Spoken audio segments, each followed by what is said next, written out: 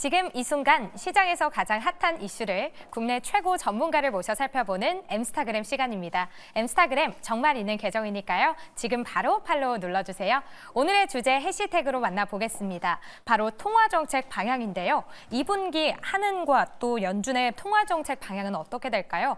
우선 연준의 금리 동결로 한국과 미국의 금리 격차는 2%포인트로 사상 최대치를 유지하기로 했습니다. 시장에서는 글로벌 자금을 고려했을 때 우리나라가 선제적으로 금리를 인하하는 건 사실상 불안하다라고 이야기를 하기도 했는데요. 앞으로의 통화 정책은 어떻게 될지 또 내수 부양을 위한 부동산의 전망은 어떨지 엠스타그램 통해 살펴보겠습니다.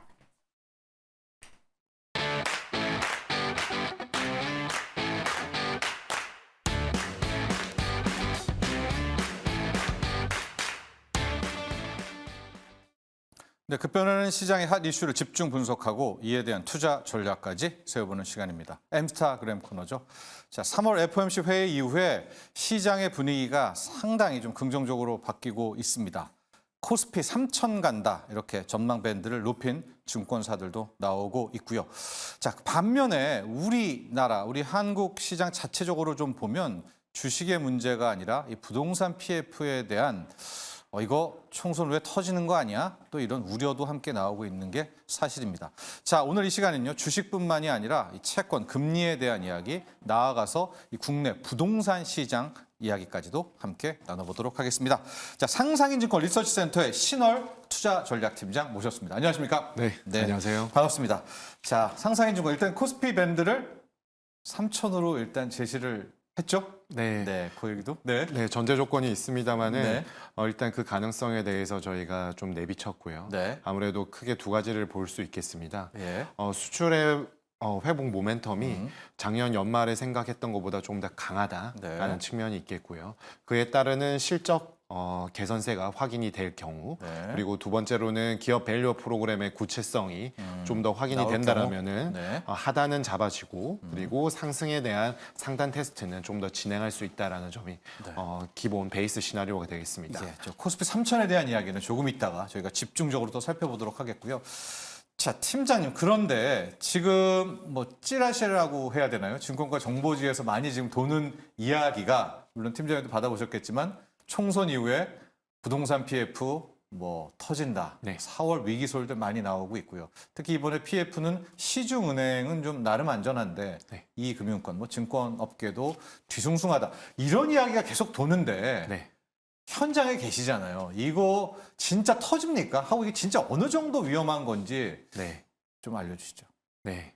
일단 대통령실에서도 이에 관련해서 네. 좀 사실 무근이다라는 네. 취지로 성명이 나왔죠. 네. 그만큼 이제 어떻게 보면 핵폭탄급에 관련된 그렇죠. 리스크라고 네, 볼 네. 수가 있겠고 네. 좀 전에 말씀드렸던 코스피의 3,000에 대한 가능성은 우리 경제의 강력한 장점이자 특장점이라고 할 수 있는 수출 쪽 네. 반도체 IT를 기반한 것이고요.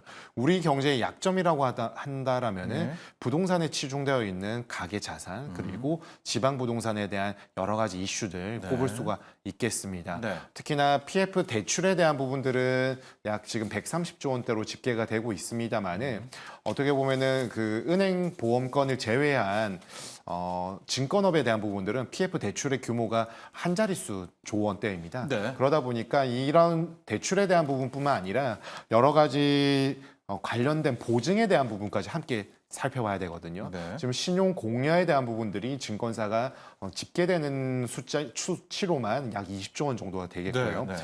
부동산 금융 관련 익스포저는 약 10조 원대로 지금 추계를 하고 있습니다. 네. 다만 증권의 PF 아까는 한 자릿수 때의 대출 연체율은 15%대에서 10%대로 좀 떨어지긴 했고요. 네. 신용 보증에 관련된 부분들은 더 이상 과거 부동산 화랑기 때처럼 늘어나지 않고 있기 때문에 이에 대한 리스크의 통제, 제어에 대한 시도들은 꾸준히 지속되고 있다라고 진단해 볼 수가 있습니다. 예. 다만 그동안에 진행되었었던 기진행권 에 대한 부분들의 리스크가 완벽하게 제어가 되지 않았고 이는 근본적으로 네.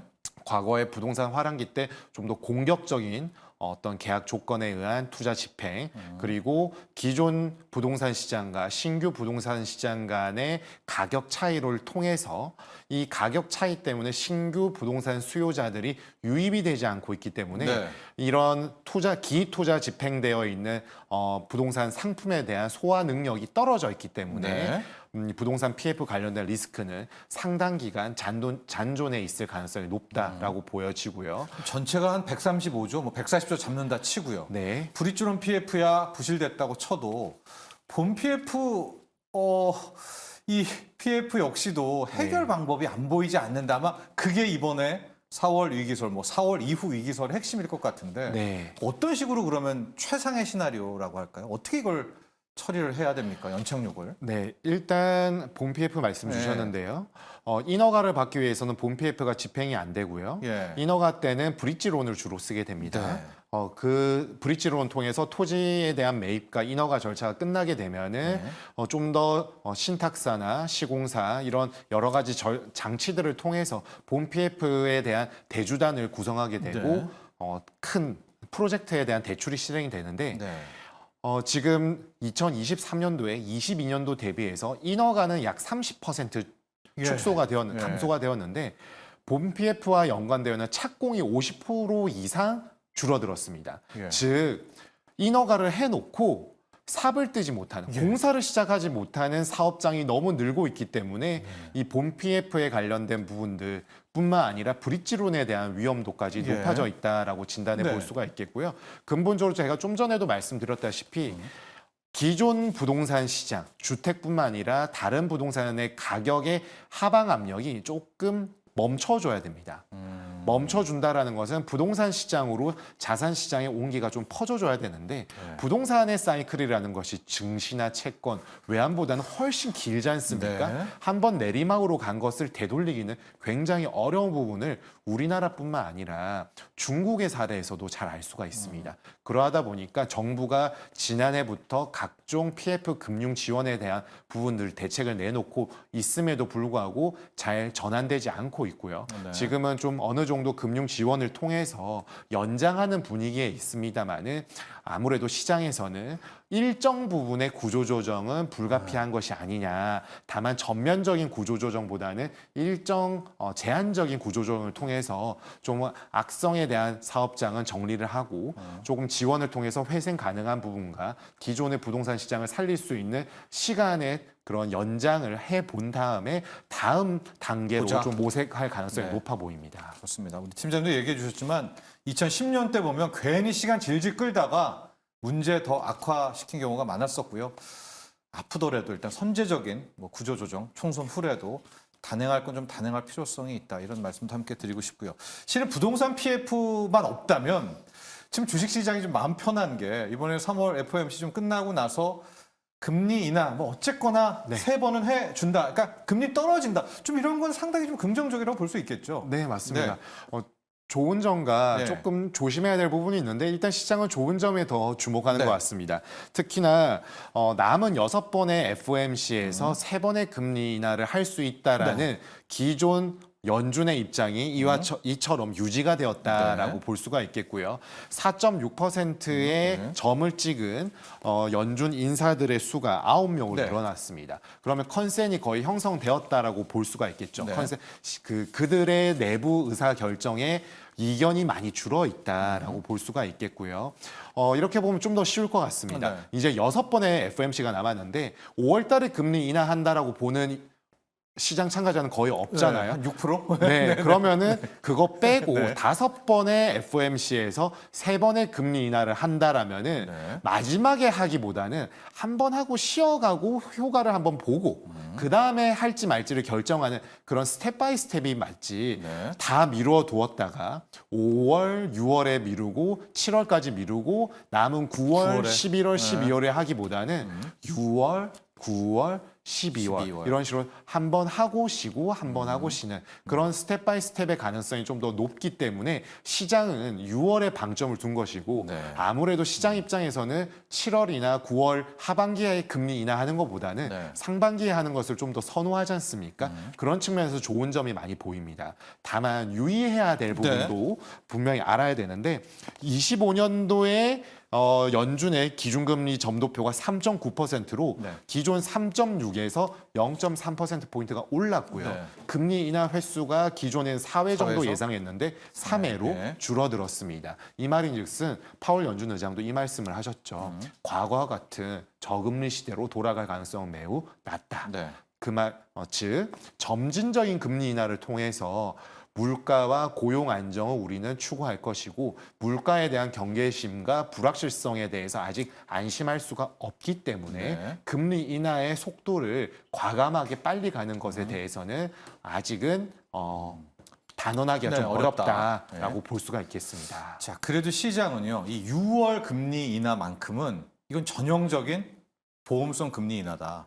왜냐면 물가 전망치도 높여놓고선 또 네. 성장률도 높여놓고선 인하한다고 하니까 6월 금리 인하까지는 아, 이거는 진짜 땡큐일 거야 라고 이제 다들 기대를 하고 있잖아요. 네. 그런데 우리가 좀 변수라고 할 수 있는 에너지 가격, 특히 유가 같은 게 네. 체크 포인트인 것이 국제 유가가 WTI 기준으로 뭐 한 83달러 배럴당 밑으로만 있으면 좋은데 네.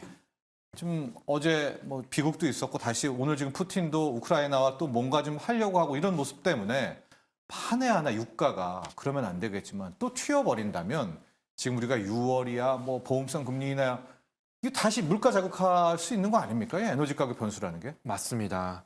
지금 가장 유가증권 시장에서 불편한 대목이 예. 강달러가 아직 여전히 유효하다라는 점과 함께 방금 말씀 주셨던 원자재 가격 중에서 에너지 가격이 예. 되겠습니다. 물론 산업금속도 올라갔지만 네. 에너지 가격이 상승세가 크고 예. 좀 전에 말씀 주셨던 그런 비극까지 네. 사실 이 부분은 예상하기가 뭐 불가능한 맞아요. 영역이지 않습니까? 네. 그러다 보니까 에너지 가격이 더 오른 측면이 있습니다. 물론 저의 입장에서는 에너지 가격의 상승세를 계속해서 예측하고 있었고 네. 1분기까지는 공급 측 요인에 의한 물가 상방 압력으로 인해서 연준의 스탠스가 공격적으로 금리 인하를 내비치기에는 다소 어렵다라는 점을 시사한 바는 있습니다만 네네. 이 정도로 올라간 부분에 대한 부분은 조금 예상을 이제 서서히 예상 범위를 조금 벗어나려는 모습을 보이고 있는 그렇죠. 상황이 되겠고요. 예. 다만 에너지 가격이 이렇게 올라갈 경우에는 미국채 금리의 상방 압력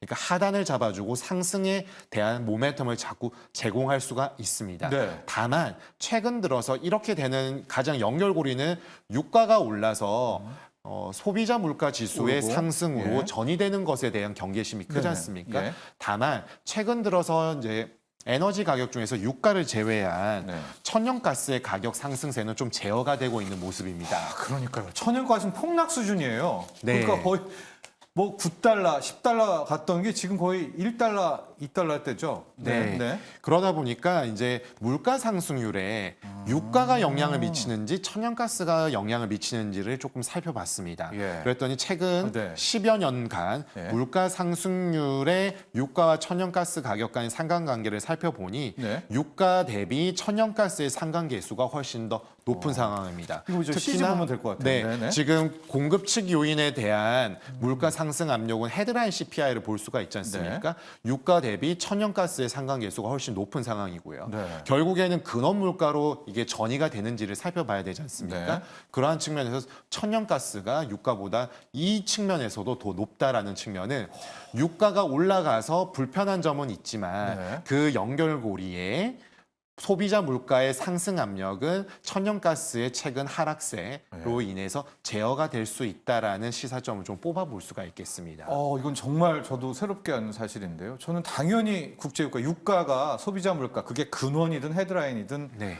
영향을 가장 많이 미치는 건 줄 알았는데 천연가스의 상관계수가 훨씬 더 높으네요. 네, 그렇습니다.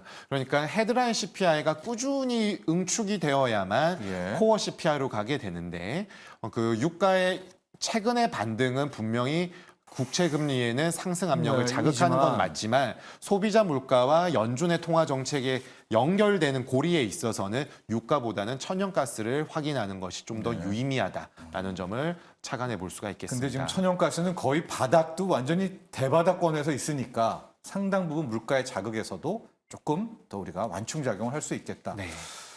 그러니까요. 이제 이렇게 되니까 부동산 PF 우리나라 입장에서 이것만 잘 넘어가게 된다면 총선 이후에 코스피 3000도 우리가 한번 도전해볼 만한 밴드인데 그러면서 상상인 증권이 가장 먼저 상향 조정한 건가요? 네. 네, 3000으로.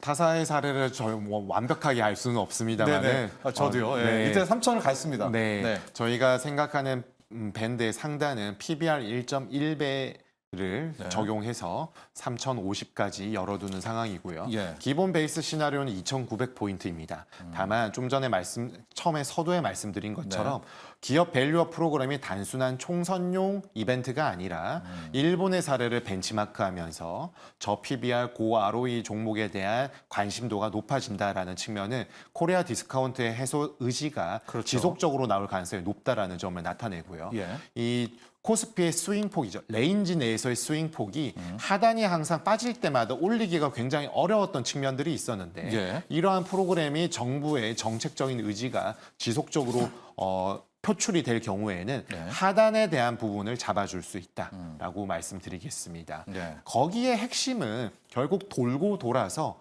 기업의 이익 실적인데요. 네. 이익이라 하면 우리나라의 가장 이익 창출 능력이 뛰어난 업종은 IT, 반도체이지 않습니까? 네네. 결국에는 삼성전자, 하이닉스로 대표되는 반도체에 대한 포커싱이 그만큼 우리 시장 기대치를 서프라이즈하게 뛰어넘게 될 경우에는 코스피 지수의 반응이 나타나는 것이고 네.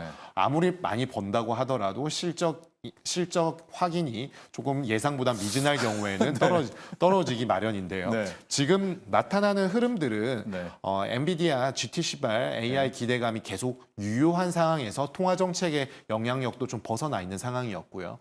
이번에 엔비디아에서 이제 삼성전자에 대한 승인 네. 이런 스토리뿐만 아니라 결국에는 작년부터 지속되었었던 수급의 미스매칭이 점차 해소가 되면서 가격의 상방 압력과 공급에 대한 재고 해소에 대한 부분들이 이제 실적으로 알겠습니다. 나타날 가능성이 높다라는 점을 네. 우리가 꼭 유념할 필요가 있겠습니다. 네. 즉 하단은 정책적 의지, 그리고 상단은 기업 이익의 개선 가능성이 확대되는 측면에서 상승의 모멘텀이 좀 더 클 것이다라고 판단하고 있습니다. 저희가 이제 부동산도 전문가시거든요. 그래서 좀 들어봐야 되는데 시간이 다 돼서 아주 짧게 네. 하반기 부동산 서울 집값 어떻게 돼? 우리 대한민국 집값. 네, 서울이 지금 가장 먼저 네. 반응을 하고 있는데 서울 아파트의 거래량이 2,000건이 넘게 되면은 네. 매매 지수의 상승 압력으로 가게 되고요. 예. 그렇지 않으면 떨어지게 되는데 지금 2, 3월부터 조금 빠르게 올라오고 있습니다. 알겠습니다. 이 부분이 지속이 될 경우에 전국적으로 온기가 가느냐 마느냐는 알겠습니다. 하반기에 판단할 필요가 있겠습니다. 서울 아파트 월 거래량, 월 매매 건수 2,000건. 네. 이걸 확인해라. 오늘 함께해 주셔서 감사합니다. 자, 스타킹 오늘 준비한 소식 여기까지입니다. 저희는 내일 오후 7시에 여러분 다시 찾아뵙도록 하겠습니다. 여러분, 내일도 스타킹!